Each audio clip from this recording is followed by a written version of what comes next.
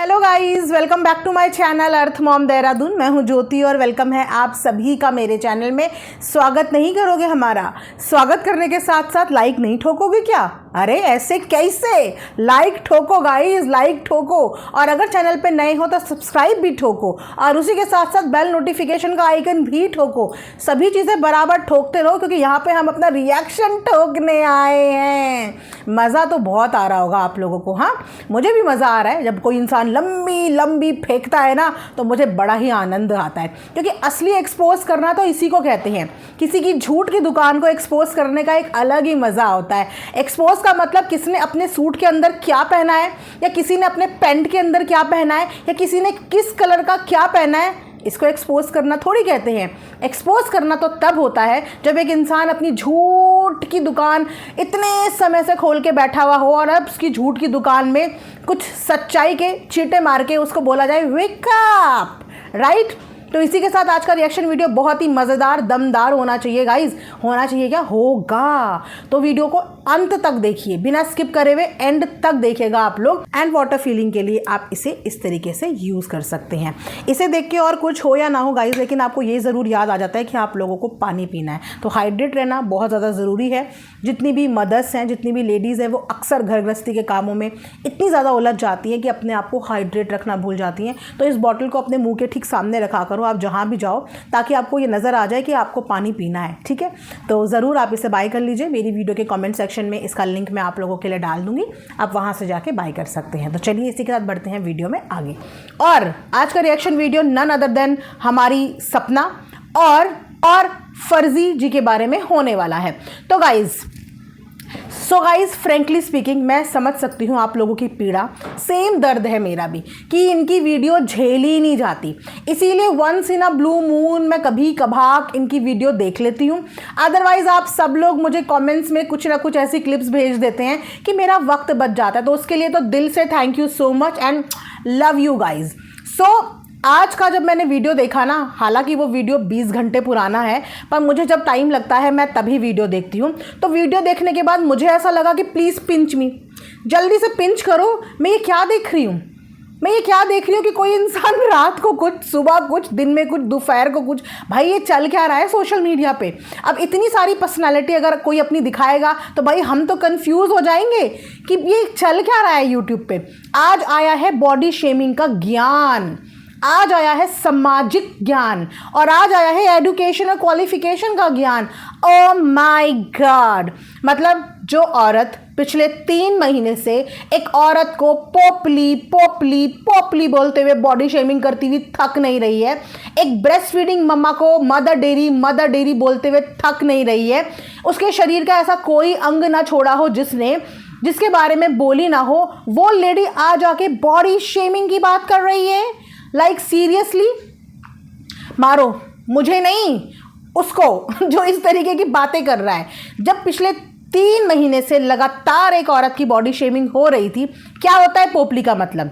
Body shaming होती है ना, और वो भी जो बाय प्रोफेशन लोगों का वही चीज़ सुधारने का काम का जो है पढ़ाई करके बैठी हुई हो। मतलब आप ये सोचो कि अगर एक कार्डियोलॉजिस्ट है, उसने कार्डियो का पढ़ाई करा है अपना, और उसके बाद वो हार्ट पेशेंट्स का मजाक उड़ाने लग जाए, तो वो किस बात का डॉक्टर? क्या दुनिया उसको रिस्पेक्ट की नज़र से देखेगी कि अगर वो खुद एक कार्डियो डॉक्टर होके वो हार्ट पेशेंट का मजाक उड़ाने लग जाए?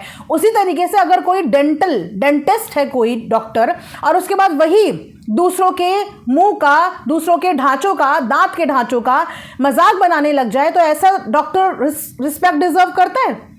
हाँ, डिजर्व करता है। ज़रा वहाँ पे बैठे हुए अपने पेशेंट्स को अपनी वही लैंग्वेज बताओ ना, जो यूट्यूब पे आके रात भर बोलती हो। थोड़ा उनको बताओ, तब वो आपको बताएंगे कि क्या जो डिग्री आप होल्ड कर रही हैं आप उस डिग्री के लायक हैं। एंड सबसे पहले मैं यहाँ पे अपनी भी तो बात कर लूँ, क्योंकि मुझे बड़ा मज़ा आता है जब ये झूठ के पतंगे उड़ाती हैं ना सोशल मीडिया पे, तो बड़ा मज़ा आता है। इसीलिए मज़ा आता है क्योंकि ये कितनी झूठी हैं ये तो अब तक सबको पता चल गया होगा। तो इनका कहना ये है कि सपना के सपोर्टर्स जो हैं वो अनपढ़ हैं। और गाइज मैं सिर्फ मात्र 10th पास हूँ। Oh my God! तो अगर मैं मात्र 10th पास भी हूँ ना, तो मुझे बहुत प्राउड है कि सिर्फ मात्र 10th की पढ़ाई करने के बावजूद मुझे इतना ज्ञान मिल गया सिर्फ 10th क्लास ही पढ़ के मुझे इतना ज्ञान मिल गया कि मुझे सोशल मीडिया पे कितना मुंह खोलना है और कितना नहीं खोलना है।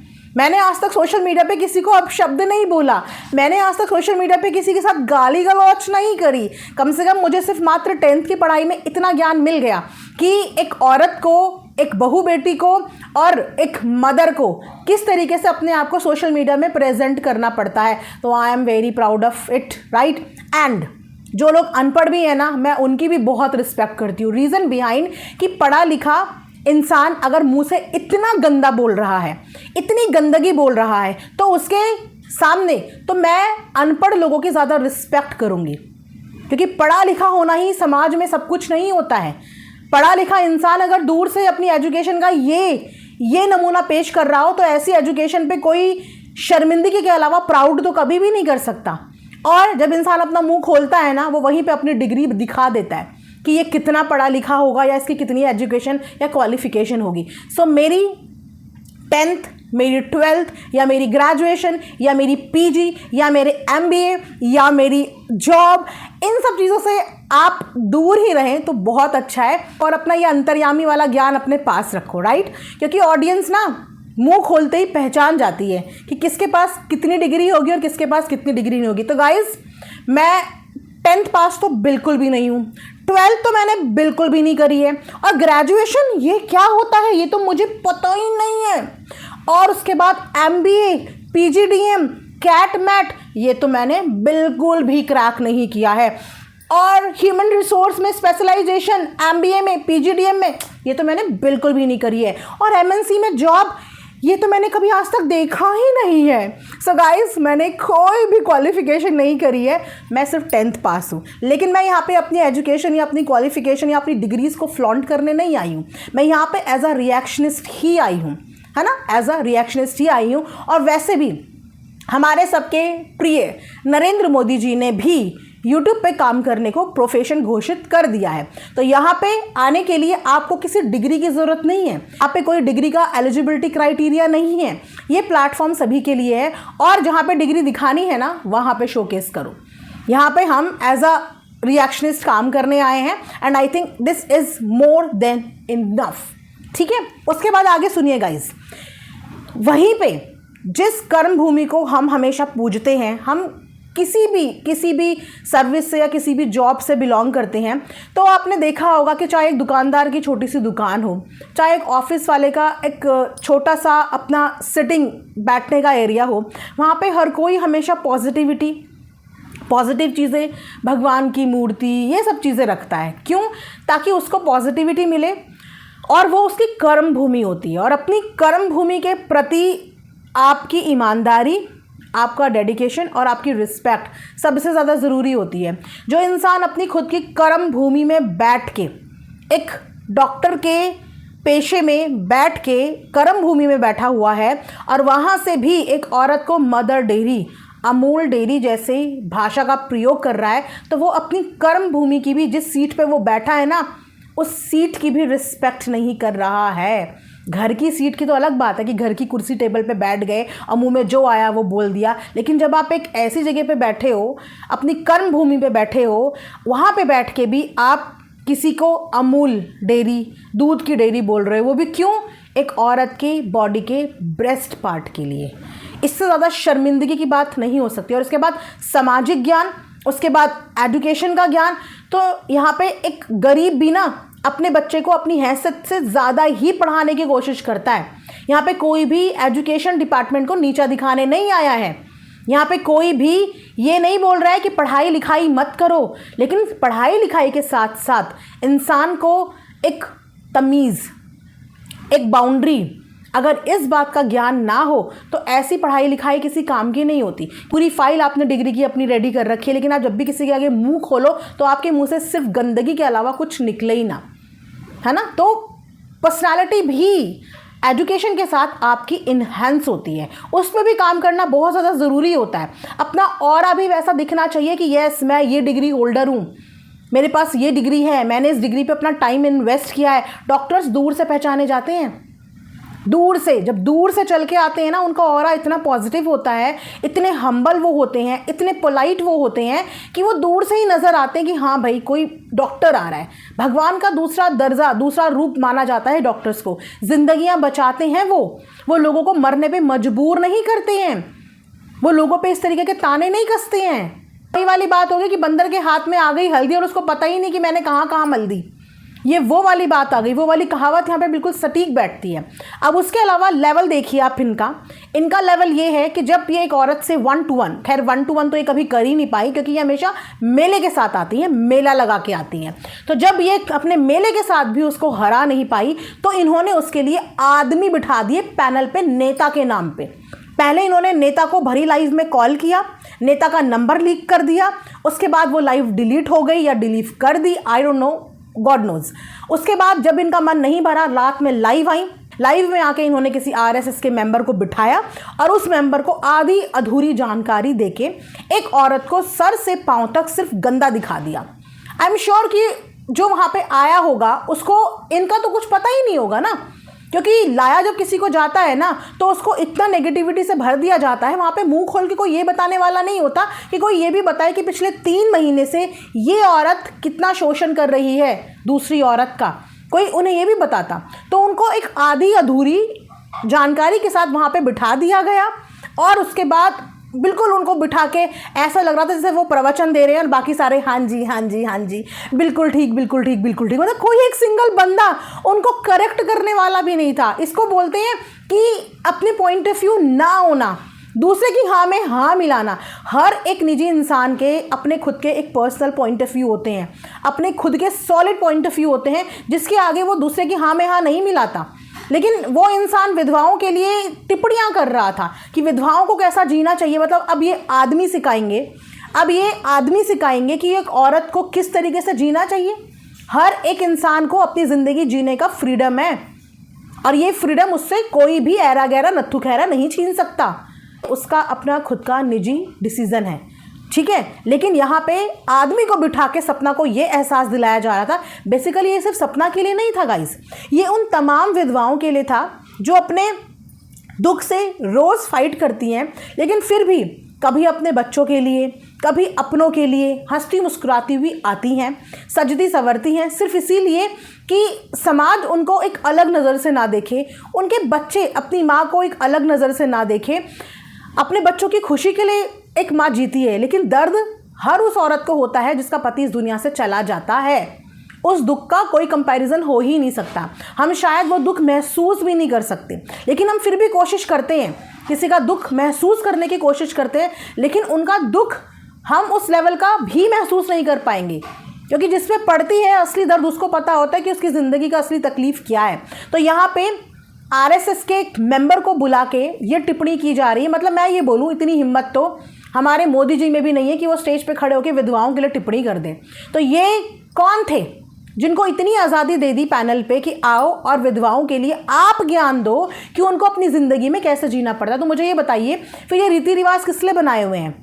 जब एक औरत का पति चला जाता है, ये रीति रिवाज मैंने फर्स्ट टाइम ये सपना के टाइम पे ही देखे, क्योंकि हमारे पहाड़ में, हमारे उत्तराखंड में ये वाला रिचुअल नहीं है। एंड ट्रस्ट मी, जब मैंने ये रीति रिवाज देखे मुझे पर्सनली बहुत अच्छा लगा कि वाओ यार, मतलब मैंने उस समय पे बहुत पहले जब ये रीति रिवाज मैंने फर्स्ट टाइम देखे थे, मैंने इस पर पूरा एक वीडियो बनाया था क्योंकि मैंने फर्स्ट टाइम देखा और मुझे बड़ा अच्छा लगा कि मतलब इतना सोचा जाता है कि एक औरत जब उसका पति छिन जाए उसके बावजूद उसको बिंदी लगाने का हक दिया जाता है, उसके पैरों में पायल पहनाने का हक दिया जाता है, उसको बिछुए पहनाने का हक दिया जाता है, उसको हाथों में चूड़ियाँ पहनाने का हक दिया जाता है। मुझे बड़ा अच्छा लगा कि यार ये अच्छा कल्चर है, ये सबको फॉलो करना चाहिए, राइट। लेकिन जिनके यहाँ ये फॉलो होता है, क्योंकि हमारे यहाँ तो होता नहीं, लेकिन फिर भी मैंने इस कल्चर की रिस्पेक्ट करी। लेकिन जिनके यहाँ ये फॉलो होता है, सोचिए, जिनके यहाँ ये सब पहनाया जाता है इसीलिए कि समाज में, दुनिया में लोग उनको अलग नज़र से ना देखें,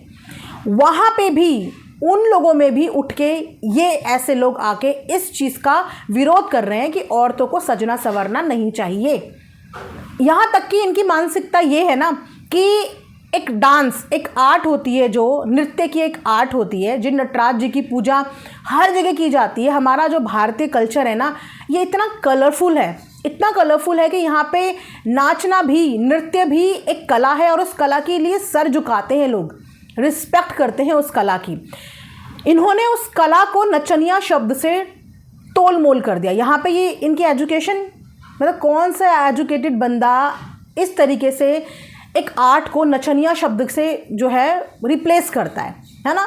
उसके बाद इनका कहना ये है कि सज संवर के आ जाती है, मेकअप करके आ जाती है। भाई मेकअप बना ही औरतों के लिए है, साज श्रृंगार 16 श्रृंगार औरतों के लिए ही बना है। औरत नहीं करेंगी तो कौन करेंगे? आरएसएस के मेंबर करेंगे क्या ये मेकअप? और हर किसी की मेकअप करने में अपनी खुद की पर्सनल चॉइस है। जिसको जैसे रहना है उसको वैसे रहने की आज़ादी है। तुम्हें नहीं शौक है तुम मत करो, लेकिन जिसको शौक है तुम उसके ऊपर मेकअप क्यों कर रखा है इसकी टिप्पणी नहीं दे सकती, इसकी टिप्पणी नहीं दे सकती। और वैसे भी वो एक सोशल मीडिया इन्फ्लुएंसर है कि और अपनी खुद की ज़िंदगी जीने के लिए फ्री है।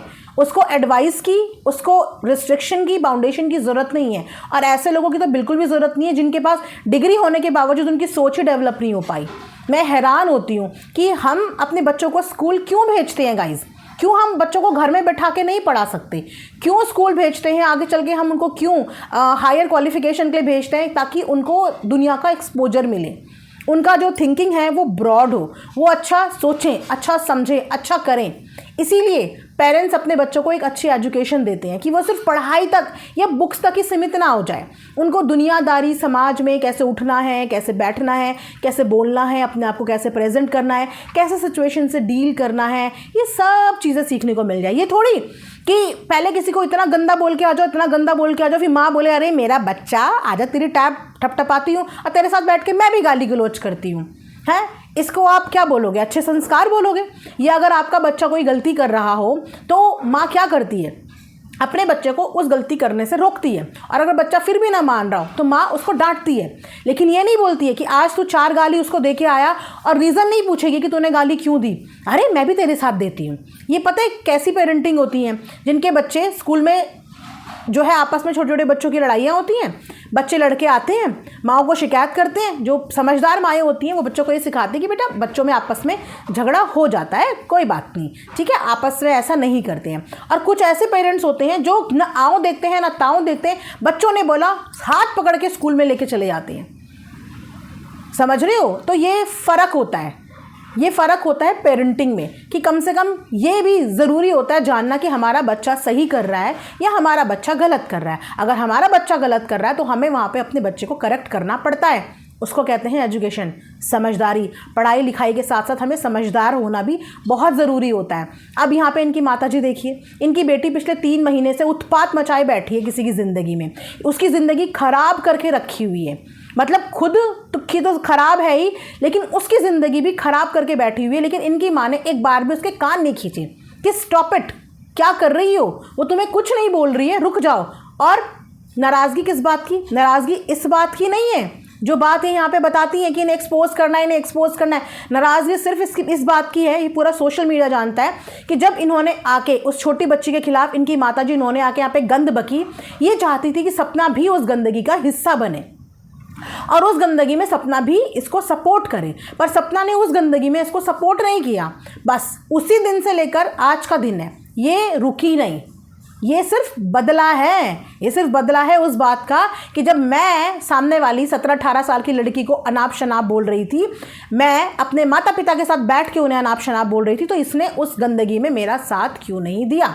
जैसे कि आज इनकी गंदगी में सपना के सास ससुर आके साथ नहीं दे रहे हैं इसका, वो भी खामोश बैठे हैं। लेकिन अभी भी सपना के लिए गंदगी अकेले ही मचा रही है, अगेन अपने माता पिता के साथ। और उस वक्त पे भी अपने सपना के ससुराल वालों के लिए गंदगी ये अपने माता पिता के साथ मचा रही थी। इनफैक्ट अपनी पर्सनल लाइफ की जब यहाँ पे धज्जियाँ उड़ाई तब भी गंदगी अपने माता पिता के साथ ही बैठ के मचा रही थी। तीनों टाइम पे गंदगी में जो इनका साथ दे रहे हैं वो इनके खुद के माता पिता हैं। उसके बाद ये यहाँ पे माता पिता का नाम लेके आती हैं कि मेरी मम्मी को बुढ़िया बोला, मेरी मम्मी को ऐसे बोला। जब इतने समय से चीख चीख के चिल्ला चिल्ला के आप जिनके 2 बेटे चले गए, उस माँ को सौतेला घोषित कर रही थी, पता नहीं मल्टीपल शादियाँ उनकी करा रही थी, उनको सोशल मीडिया पे चिल्ला चिल्ला कर कंस मामा सौतेली माँ बोल रही थी, वो तब किसी की माँ नहीं थी। जब सपना की माँ को यहाँ से बैठ के चिल्ला चिल्ला के लालची बोल रही थी, हर किसी चीज़ की जड़ यही है बोल रही थी, बेटी की कमाई खा रही है बोल रही थी, उनको उसके पिताजी जो कि सोशल मीडिया में कभी नज़र भी नहीं आते, ट्रक वाला है, इसकी क्या औकात है, ये बोल रही थी। उस वक्त पे वो किसी के माता पिता नहीं थे। दुनिया में किसी के माता पिता की इनकी नज़रों में कोई इज्जत नहीं है। तो जो अपने माता पिता से प्यार करता है ना, उसको दुनिया के हर किसी पेरेंट्स में अपने माता पिता की झलक नज़र आती है और वो हर किसी पेरेंट्स की रिस्पेक्ट करता है। क्यों? हम भले ही सपना को सपोर्ट करते हैं, पर आज तक कभी अंकल आंटी के लिए मुंह से गंदा निकला, अगर वो कहीं पे गलत भी दिखे होंगे तो हमेशा इज्जत मर्यादा के दायरे में रह के उनसे बोला। क्यों? क्योंकि हम उनकी उम्र का लिहाज करते हैं और अपने माता पिता के संस्कारों को यहाँ पे रिप्रेजेंट करते हैं। लेकिन इन्होंने दूसरों की माता पिता की धज्जियाँ उड़ाने में कोई कसर नहीं छोड़ी, अपनी सास की इज्जत नहीं करी, अपने ससुर को तक चोर चोर चोर घोषित कर दिया, अपने जेठ को छेड़छाड़ का एलिगेशन लगा दिया। मतलब अपने खुद के ससुराल में कोई एक इंसान ऐसा नहीं छोड़ा जिसके ऊपर कोई एलिगेशन ना लगाया हो। सपना के ससुराल में कोई ऐसा इंसान नहीं छोड़ा जिसके ऊपर एलिगेशन ना लगाया हो। सपना के मायके में कोई इंसान ऐसा नहीं छोड़ा जिसके ऊपर एलिगेशन ना लगाया। यहाँ तक कि अब सोशल मीडिया पे बैठे बैठे अदर रिएक्शनिस्ट के ऊपर भी ऐसा कोई एलिगेशन ना हो जो इन्होंने ना लगाया हो। जब ये हारने लगती हैं और इनके पास लोगों की बातों का जवाब नहीं होता तो ये लोगों के पर्सनल जाके उनके लिए कहानियाँ बुनती हैं। किसी के बच्चे को नाजायज़ बोलती हैं, किसी को 10th पास बोलती हैं, किसी को कुछ बोलती हैं, किसी को सिंगल डिक्लेयर कर देती हैं, किसी को कुछ बोल देती हैं। जब ये जीत नहीं पाती, जब ये शब्दों से जीत नहीं पाती, तब ये इस गंदगी पे उतरती हैं और इसके बाद आदमियों को लेके बैठ जाती हैं औरत को हराने के लिए। आदमियों को लेके, आदमियों का सहारा लेना पड़ता है। या तो अपने मम्मी पापा को ले आती हैं, उन बेचारों को ट्रोल कराती हैं, या फिर आदमियों को उठा के ले आती हैं अपना वर्चस्व दिखाने के लिए। वाह! अब आप एक ओहदे पे होते हो ना गाइस, तो उसके प्रति आपकी एक जिम्मेदारी बन जाती है। मान लो आप एक टीचिंग प्रोफेशन से बिलोंग करते हो तो आपके ऊपर एक टीचर का टैग होता है and back of the mind आपको हमेशा ये याद रखना चाहिए कि मेरे ऊपर एक टीचर का टैग है और मैं इस टैग का इंसल्ट नहीं करा सकती। तो अगर आप एक डॉक्टर हैं तो वो भी एक बहुत रिस्पेक्टफुल जॉब है। आपको हमेशा बैक ऑफ द माइंड ये ध्यान होना चाहिए कि मैं इस प्रोफेशन से बिलोंग करती हूँ और कभी ऐसा ना हो कि मेरी वजह से मेरा ये प्रोफेशन शर्मिंदगी से झुक जाए। आप अगर किसी घर की बहू हो तो भी आपको यह हमेशा ध्यान रखना पड़ता है कि मैं इस घर की बहू हूँ और इस घर की सारी मान मर्यादा प्रतिष्ठा की जिम्मेदारी मेरी है। मैं इस घर की बेटी हूँ, मान मर्यादा प्रतिष्ठा की जिम्मेदारी मेरी है। दूसरा क्या कर रहा है या दूसरा कितना गिर रहा है हमें वो सोचना बाद में है, लेकिन हम कितना गिर रहे हैं, हम कितना कर रहे हैं, वो हमें सबसे पहले सोचना पड़ता है। सबसे पहले अपने लिए सोचो, अपने बारे में सोचो कि आप अपने आप को कैसे प्रेजेंट कर रहे हो पब्लिक के सामने। पब्लिक को सब पता है, पब्लिक सब देख रही है और आज भी देख रही है कि आज तक एक ब्रेस्ट फीडिंग मदर को मदर डेयरी नाम से, अमूल डेयरी नाम से बुलाया जा रहा है और अगेन कंपैरिजन अपने खुद के शरीर के हिस्से से किया जा रहा है। समझ रहे हो गाइज?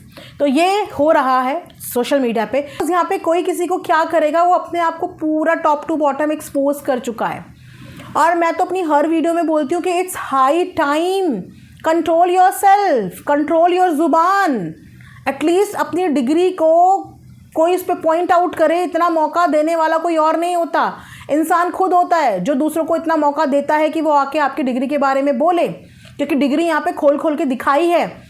हम रिएक्शनिस्ट आके यहाँ पे अपनी डिग्री नहीं दिखाते हैं, हम ये नहीं दिखाते कि हमारा बैकग्राउंड क्या है या हम किस बैकग्राउंड से आए हैं। हम यहाँ पे सिर्फ इतना दिखाते हैं कि हम यहाँ पे आए हैं, हम अपनी जिम्मेदारी पे यहाँ पे आए हैं, हम इस फेस के साथ यहाँ पे आए हैं। अपनी डिग्री, अपना बैकग्राउंड सब पीछे छोड़ के हम यहाँ पे एज अ रिएक्शनिस्ट अपने पॉइंट ऑफ व्यू शेयर करने आए हैं। सिर्फ इतना दिखाते हैं, लेकिन दिखावे की हद होती है। कभी मम्मी को ले आना, कभी पापा को ले आना, कभी आदमी को ले आना, कभी नेता को फ़ोन कर लेना, कभी हॉस्पिटल में अपनी कर्म भूमि में बैठ के वहाँ से बकवास कर लेना। इसमें इंसान सिर्फ अपनी बेइज्जती करा रहा है और भरपूर करा रहा है। ठीक है, तो इस वीडियो को मैं यहीं पे एंड करती हूँ। आई होप आप लोगों को पसंद आएगी। मिलेंगे नेक्स्ट वीडियो में। अपना ढेर सारा ख्याल रखिए। Thanks for watching Earth Mom Dehradun. Bye bye, take care, love you all. And guys, video में आगे बढ़ने से पहले आप लोगों के साथ मैं शेयर करूँगी ये प्यारा सा टबलर जो आजकल बहुत ज़्यादा ट्रेंड में है। आपने बहुत सारे सेलिब्रिटीज़ और इन्फ्लुएंसर्स के हाथ में ये देखा होगा। तो मैंने भी ये मंगाया है, लेकिन मैंने मंगाया है बहुत ही रिजनेबल रेट में। ये एयर टाइट है गाइज़, ये देखिए। साथ में आपको इसके स्ट्रॉ मिल रहा है। अगर आप इसे स्ट्रॉ को ऐसे निकालते हैं तो यहाँ पे आपको लॉक करने के लिए भी मिल रहा है। यहाँ से आप इसे लॉक कर सकते हैं।